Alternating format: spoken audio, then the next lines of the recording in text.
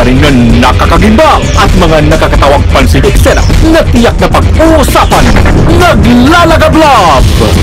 At narito na ang naglalagablab na mga balita sa DZXL 558. Magandang tanghali mga kasama, tuloy sa mga balita namin ngayong tanghali sa Naglalagablab. Ako pa rin ang inyong kasama si Weng de la Peña. Menos Barrio Beras lamang. Tiniyak ko ni Ed Madamba, ang Assistant Head ng Housing Department ng Quezon City, na naproseso na ang mga dokumento para sa pabahay sa mga residenteng naapektuhan ng demolisyon nitong Lunes. Ayon kay Madamba, ibig sabihin nito ay sigurado ng may malilipatan o may resettlement na sa mga ito. Nilinaw din ito na nasa 242 istruktura ang inilaan ng National Housing Authority, pero merong 129 na pamilya ang illegal na ninirahan ho doon.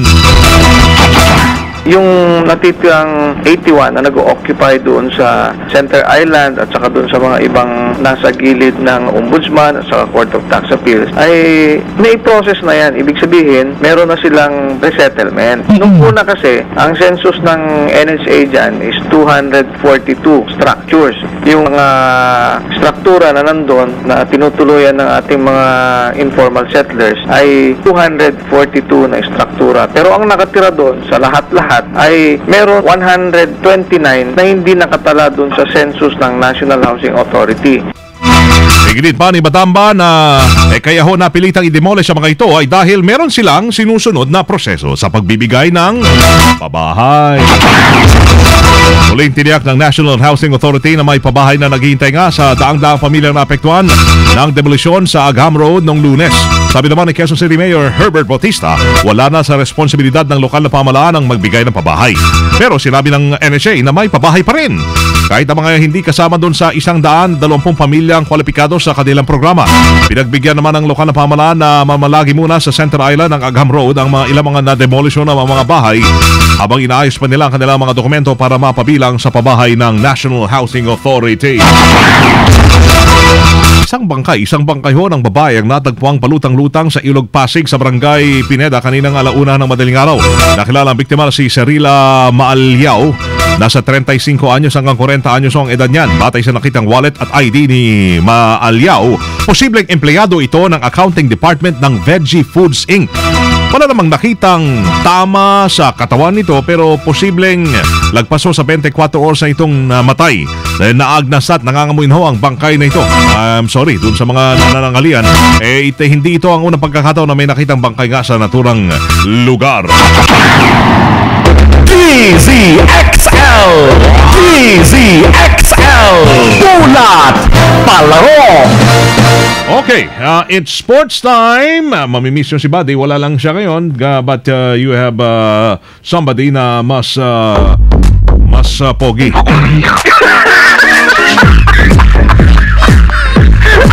Pati ka lang yung mga online natin, ang mga nakikinig. Salamat ha, salamat. I have sports news here. Yeah, it's about sports. Kagaya ng inaasahan ay paborito ng mga mananaya na manalo si dating 8th Division World Champion Manny Pacquiao. Talagang kailangan idikit yung dati. Sa kanilang rematch ni WBO welterweight champion Timothy Bradley Jr. Sa online betting odds, nasa 7-4. Favorite ang Pinoy boxing icon natin na talunin ang welterweight defending champion. Upang unang naglaban ho sina Pacquiao at Bradley nung nakaraang 2012, nung Hunyo, kung saan nagtalaho ng kontrobersyal na split decision win si Bradley. Ang Bradley-Pacquiao fight gagawin sa April 13 sa MGM Grand Garden Arena, Las Vegas, Nevada. Walang shortcut do. Ayan po ang ating esports. On behalf of Buddy, it's WDP. You know what WDP is? Wala, dapa, palo. Alright, thank you. Si Loli, andito na. It's showbiz time. DZXL Showbiz Balita. Binabati ko lang yung aking mentor dati, si Boyet T. Boss Boyet, ha? Sana nakikinig ka dyan sa iyong ano to? Ano ba yan? iPad, iPhone, FM. Boss Boyet, ha? Nagkita rin tayo sa FB. Saan tulong tong FB na to? Oh, Loli, it's your turn, Loli.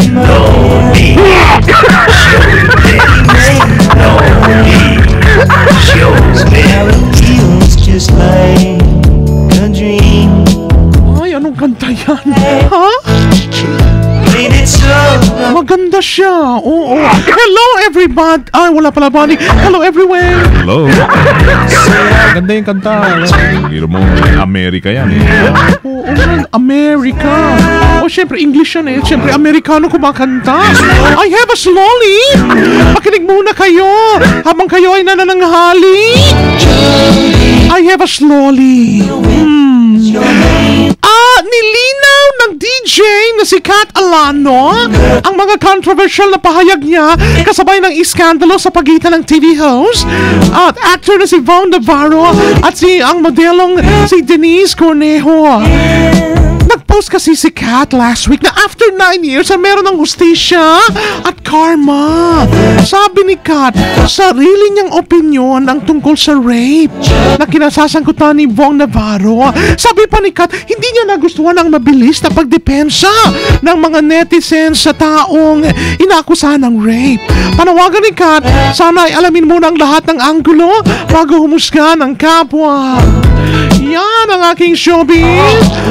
Thou shall not, ano yun? Do not judge the book by cover only. Judge it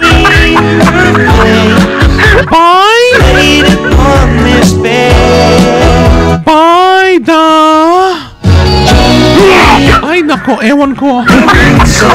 Blanco ako dahil sa gutom. It's me, Loli muna. Loli muna. Meron ni Marquez ka. Hindi gasgas, hindi umatras, medyo madulas. Uy.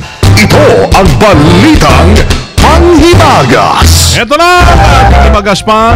Ang senyales na patapos na rin na naman tayo. Pasensyahan nyo na. Talaga, may beginning and ending.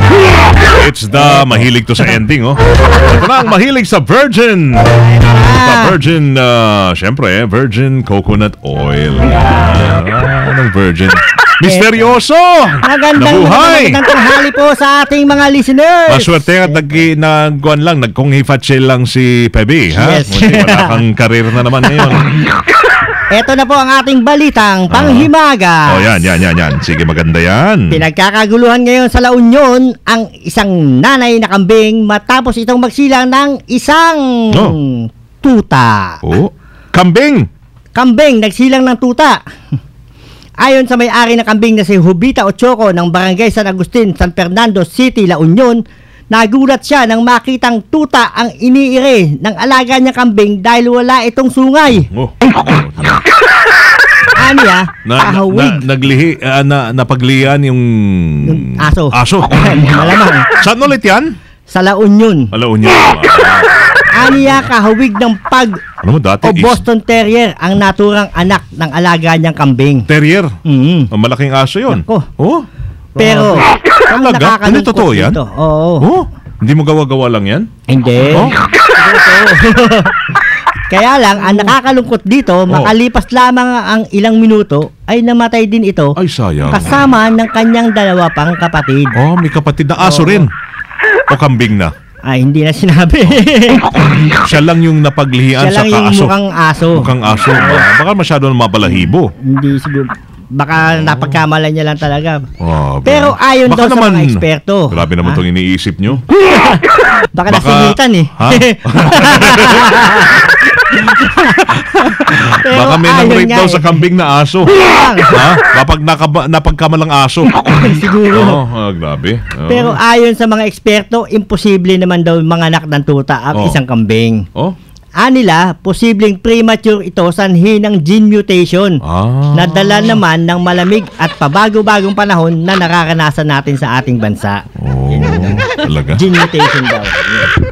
Yan Ano, po ang balita meron bang- panghimagas. Sa yung karanasan ba, nakakita ka naman ng kambing na nakipag-relasyon sa aso? Abay, wala pa. Sinusuwag eh. Ha? May nakita ko ganyan, sinusuwag naman eh. Hindi sila nagkakaintindihan, Hindi di ba? eh. Sa amin, Kasi- may mga kambing at saka aso, naghahabulan Oo, eh. Eh, Talagang, hindi, sabi ng kambing, umiiyak. ayaw. Hindi, hindi daw Ayaw, talaga, ayaw. hindi sila. Ayaw pumayag. Oh, ayaw. Kaya kadalasan yung mga kambing, kinakagat na lang ng aso. Ayaw mo, ha? Nakakit ng aso, sinusuwag naman siya nung kambing. Oh, yun, Kaya hindi sila magkaintindihan. Ang kambing tsaka aso. Yan. Hindi talaga magkakuan. Hindi magkasundo eh. Oo, grabe, ano? Oo. Yan Pero po ang pareho lang balita naman sila panghimagas. Pareho, hindi pa ako tapos. Ay, Sorry, di ha? ba? Pareho lang naman sila ng kwan, di ba? Misteryoso. Pareho lang sila. Height. Apat ang paa, pareho Apat, ng oo. height. Oh, Bakit kaya ganun? No? Iba kasi yung salita ng kambing eh. Meh. Oh, yung aso. Kaya hindi sila magkaintindihan. Iba lingwahe nila eh. Yung kambing ayaw rin maligo, takot sa tubig, di ba? Oo, yung aso naman naliligo. Oo, hindi talaga bagay, ano? Hindi bagay. Hindi pwede. Grabe. Yan po Gutom lang ang yan, balitang gutom po, panghimagas hatid sa inyo ni Misteryoso. Magandang tanghali po. Salamat ha, Misteryoso!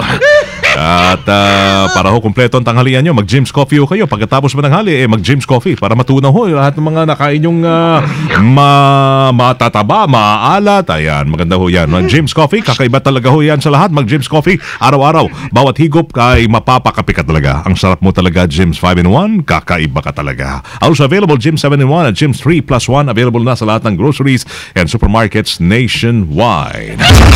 Diretso mga naglalagablab ng mga balitang tatakareme ng inyong napakinggan dito lamang sa DCXL 558. In a short while, it's gonna be abroad time. Yan. New Year, Chinese New Year edition ng Bantay OFW. Abangan nyo kasama si Rod Marcelino.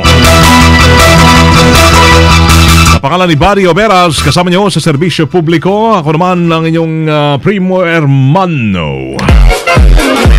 From the city of Zambo, Wang de la Peña. Tatak. Wala ba akong nakalimutan? Wala, no? Wala. Yan.